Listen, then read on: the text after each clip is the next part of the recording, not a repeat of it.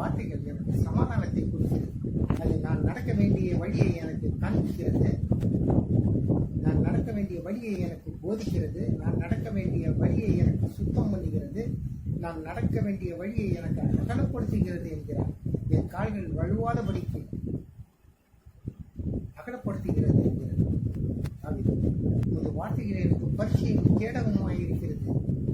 அது என்னை நாள்தோறும் உடம்பிடுகிறது என்கிறது.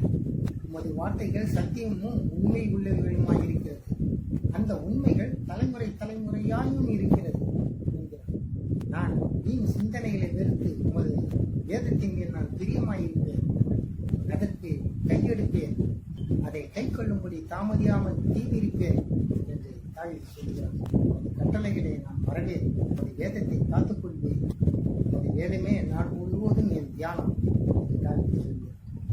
யோபு சொல்கிறார், எனக்கு வேண்டிய ஆகாரத்தை காட்டிலும் உமது வேதத்தை நான் அதிகமாய் காத்துக்கொண்டேன் என்கிறார். இறைமையா சொல்கிறார், உமது வார்த்தைகளை நான் உட்கொண்டேன். அது எனக்கு மகிழ்ச்சியும் சந்தோஷமாயிருக்கிறது என்று அவர் சொல்கிறார்.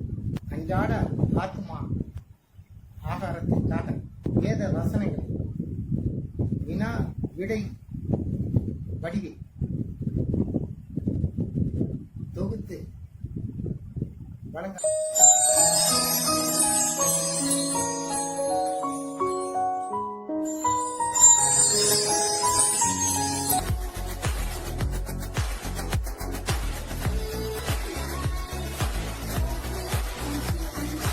Thank you.